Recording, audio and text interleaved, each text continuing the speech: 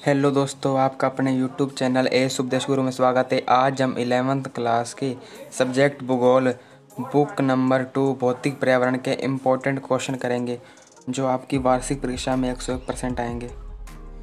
आपका first chapter के जो इम्पोर्टेंट क्वेश्चन हैं,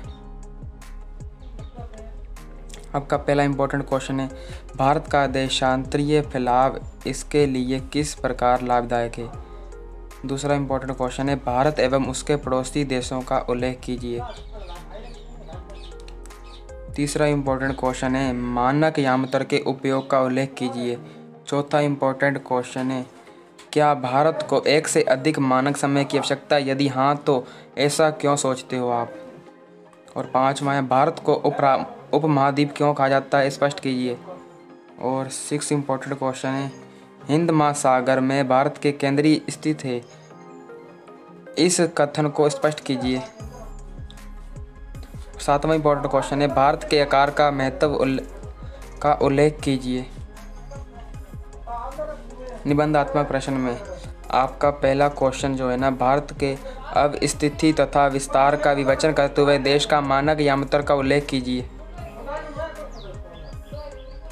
दूसरा पार्ट, आपका पहला इम्पोर्टेंट क्वेश्चन है, भारत में ठंडा मरुस्थल कहाँ स्थित है, इस क्षेत्र के मुख्य श्रेणियों के नाम बताइए। दूसरा इम्पोर्टेंट क्वेश्चन है, प्रायद्वीपीय खंड का वर्णन कीजिए। तीसरा है, दार्जिलिंग एवं सिक्किम हिमालय क्षेत्र में चाय के बाग क्यों पाए जाते हैं। चौथा इम्पोर्टेंट क्वेश्चन है, भाबर तथा तराई में क्या अंतर है।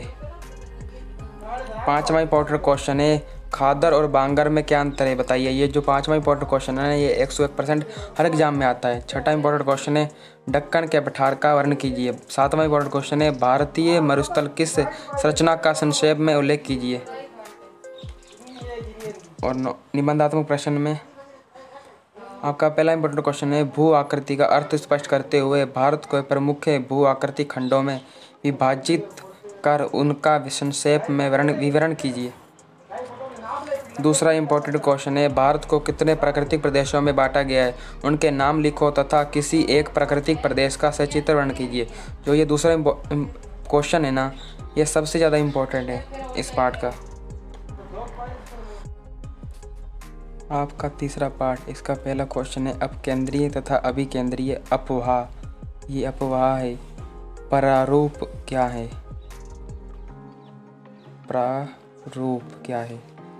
दूसरा क्वेश्चन है, नदी द्रोणी तथा जल संभर में अंतर बताइए। तीसरा क्वेश्चन है, प्रायद्वीपीय नदियों के 3 लक्षण लिखिए। चौथा इंपॉर्टेंट क्वेश्चन है, हिमालय से निकलने वाली नदियां अधिक उपयोगी हैं क्यों। पांचवा इंपॉर्टेंट क्वेश्चन है, जल संभर क्षेत्र के आकार के आधार पर भारतीय अपवाह द्रोणियों के प्रकार बताइए। छठा इंपॉर्टेंट क्वेश्चन है, कोसी नदी को बिहार का अशोक क्यों कहा जाता है। सातवां इंपॉर्टेंट क्वेश्चन है, भारत की नदियों में प्रदूषण के स्रोत का उल्लेख कीजिए तथा इन को प्रदूषित होने से बचाएं। आठवां इंपॉर्टेंट क्वेश्चन है, पश्चिमी घाट की नदियां डेल्टा नहीं बनाती जबकि वे भारी मात्रा में अवसाद बहाकर लाती हैं, ऐसा क्यों। निबंधात्मक प्रश्न। पहला इंपॉर्टेंट क्वेश्चन है, उत्तर भारत की नदियों की महत्वपूर्ण विशेषताएं क्या हैं, यह प्रायद्वीपीय नदियों से किस प्रकार भिन्न है। दूसरा इंपॉर्टेंट क्वेश्चन है, प्रायद्वीपीय पादतंत्र की प्रमुख नदी का वर्णन कीजिए। इसका जो दूसरा क्वेश्चन है ना, ये सबसे ज़्यादा इंपॉर्टेंट इसमें। तीसरा इंपॉर्टेंट है, सिंधु नदी तंत्र एवं इसकी सहायक प्रमुख नदियों का वर्णन कीजिए।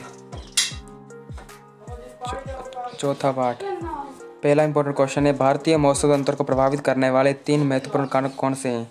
दूसरा, मानसून प्रस्फोट से आप क्या अभिप्राय है। भारत में सबसे अधिक वर्षा प्राप्त करने वाले स्थान का नाम लिखिए। तीसरा इंपॉर्टेंट क्वेश्चन है, अंत्य उष्णकटिबंधीय विषम क्षेत्र क्या है। चौथा, मौसम व जलवायु में कोई 2 अंतर। पांचवा इंपॉर्टेंट क्वेश्चन है, भारतीय कृषि को मानसून का जुआ क्यों कहा जाता है। जो पांचवा इंपॉर्टेंट क्वेश्चन है ना, ये आपके हर एग्जाम में पूछा जाता था छोटी क्लासों में, ये इस बार भी पूछा जा सकता है। छठा इंपॉर्टेंट क्वेश्चन है, दक्षिण पश्चिम मानसून से क्या आशय स्पष्ट कीजिए। सातवां इंपॉर्टेंट क्वेश्चन है, मावठ किसे कहा जाता है, स्पष्ट कीजिए। आठवां, एल नीनो से क्या भी तात्पर्य है, इसका परिणाम बताइए। 9वां इंपॉर्टेंट क्वेश्चन है भारत मानसून विशेष से क्या अभिप्राय, मानसून शब्द का कारण बताइए। 10वां इंपॉर्टेंट क्वेश्चन है कॉपर के अनुसार जलवायु के प्रकार। निबंधात्मक प्रश्न में भारत की जलवायु को प्रभावित करने वाले कारकों का वर्णन कीजिए। दूसरा इंपॉर्टेंट क्वेश्चन है ग्रीष्म ऋतु में आने वाले कुछ प्रसिद्ध तूफानों के बारे में लिखिए। ये जो दूसरा इंपॉर्टेंट क्वेश्चन है इसको आप अच्छी तरह से पढ़ लेना। तीसरा इंपॉर्टेंट क्वेश्चन है भारत की अर्थव्यवस्था पर मानसूनी जलवायु के प्रभाव। चौथा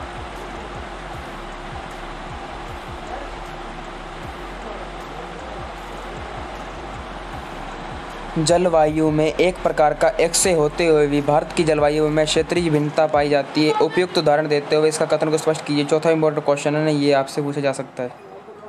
5वां पार्ट सामाजिक वानिकी से क्या अभिप्राय है। दूसरा वन संरक्षण के लिए क्या कदम उठाए गए हैं। तीसरा प्राकृतिक वनस्पति से क्या आशय स्पष्ट कीजिए।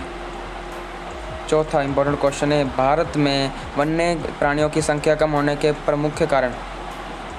5वां भारत की वन नीति के प्रमुख उद्देश्य बताइए। छठा राष्ट्रीय उद्यान तथा अभयारण्य में क्या अंतर है बताइए।